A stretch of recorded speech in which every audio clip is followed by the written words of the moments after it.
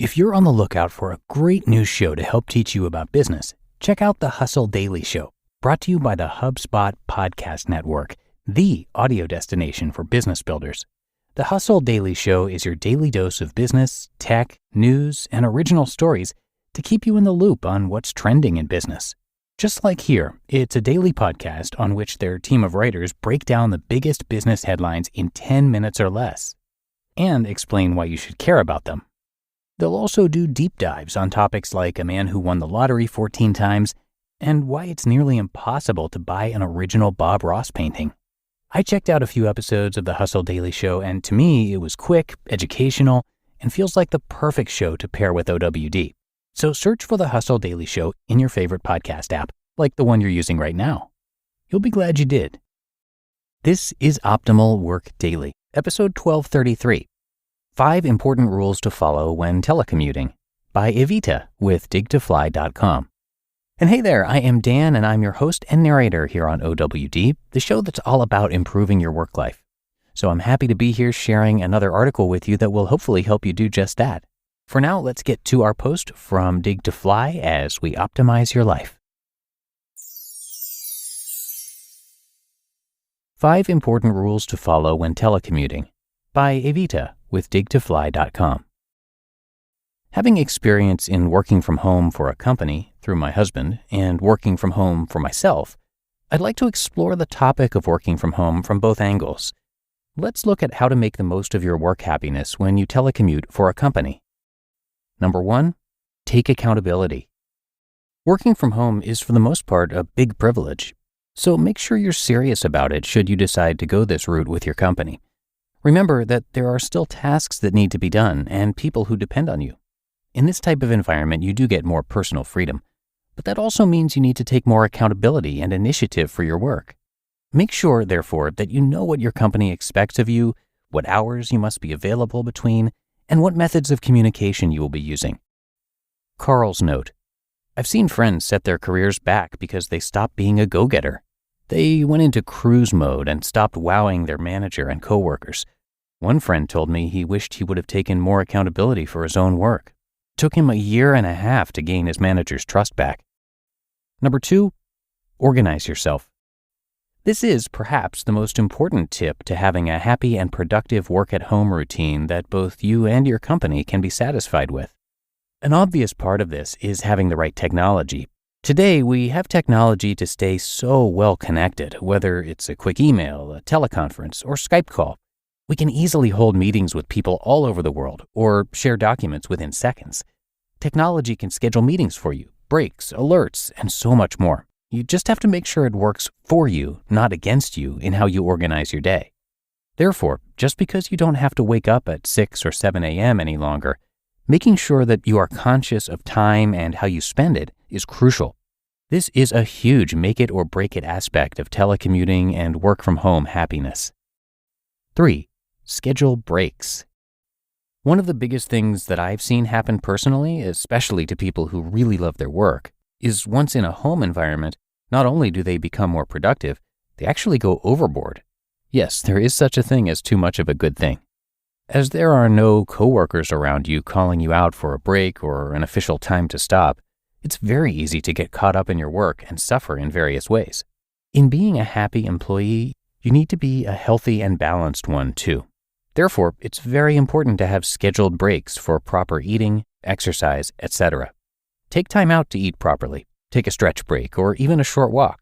You do not have to feel guilty about this either, as you would be taking breaks at your workplace anyway. The difference is that at home, they will most likely be more structured and beneficial with what you can do in them. Number 4, stay connected. Working from home for a company usually means that you will still be in regular contact with your boss and coworkers. However, you may need to take more accountability here as well. Communication really is the key to maintaining and fostering good relationships. Therefore, don't make your boss wonder what you're doing. Apply tip number 1 and take accountability for filling them in on your progress, perhaps even daily. Concerned about missing out on office news or outings? Stay connected with your coworkers, whether through the company intranet or even getting in touch with them during a break using the social media that's most suitable. And 5, don't abuse the system. When we work from home for a company, Everyone wins when we play by the rules. This does not mean that you need to work more or harder than you normally would, but it does mean not abusing the system. While you may not lose your job, giving employers bad experiences with employees who telecommute ruins the opportunity for many others.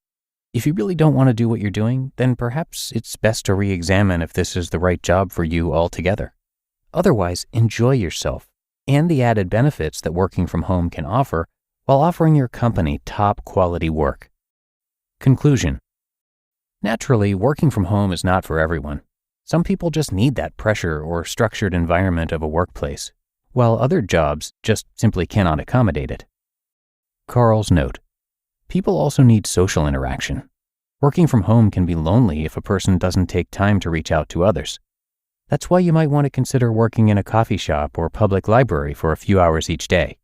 So should you be in this position of working from home or have the option, be sure that you do take it just as seriously as you would coming into the workplace. In the end, nobody wins if we slack off, and it can quickly cost you your job, not to mention give people the wrong impression about telecommuting. If you work for yourself from home, it can cause you to fail at bringing in a needed income and being a successful entrepreneur. Ultimately, remember that happiness is what you make of it. So whether in your home or in the workplace, your level of satisfaction will still come from you and how you approach your work. You just listened to the post titled 5 Important Rules to Follow When Telecommuting by Evita with digtofly.com. You want consistency and quality, but you also want variety and freshness. If you run a business, you want it all. With nuts.com, you can get so many different delicious snacks and ingredients and know that they will consistently exceed your expectations. Nuts.com is your one-stop shop for the highest quality foods for business. They offer delicious office snacks, corporate gifts, and wholesale ingredients. And over 50,000 companies choose nuts.com for their business needs, from offices to hotels to restaurants and retail stores. And we've even loved their product as remote workers. Nuts.com has sent us plenty of snacks that keep us energized and focused so we can deliver the best work that we can. Nuts.com makes ordering for your business quick and easy. Right now, Nuts.com is offering new business customers a free gift with purchase and free shipping on orders of $125 or more at nuts.com/OWD. So go check out all the delicious options at nuts.com/OWD. You'll get that free gift and free shipping when you spend $125 or more. That's nuts.com/OWD. And a big thank you to Evita for this article. She actually wrote it as a guest writer for Dig to Fly, which is owned and operated by Carl Stabe. And a little bit about Carl. He helps entrepreneurs understand their struggles and turn them into stepping stones. In 2010, he was diagnosed with testicular cancer and then was laid off from his job in 2011. And while those were, of course, very difficult situations, these days he calls them blessings in disguise, because since then, he has stopped doing work that doesn't fit with his passions, and instead now focuses on things he truly cares about. Carl is the author of the book Bring Gratitude and has a lot to offer on his site, so come on by digtofly.com to learn more, and I do have that linked for you in this episode's description. And if you're wondering about the website name, Dig to Fly means dig deep to fly high. He's also got a podcast as well, so you can find that. It's called the Dig to Fly podcast, wherever you get your audio. But that's going to wrap up another episode of Optimal Work Daily, which I hope you enjoyed, and I look forward to seeing you back here tomorrow, where your optimal life awaits.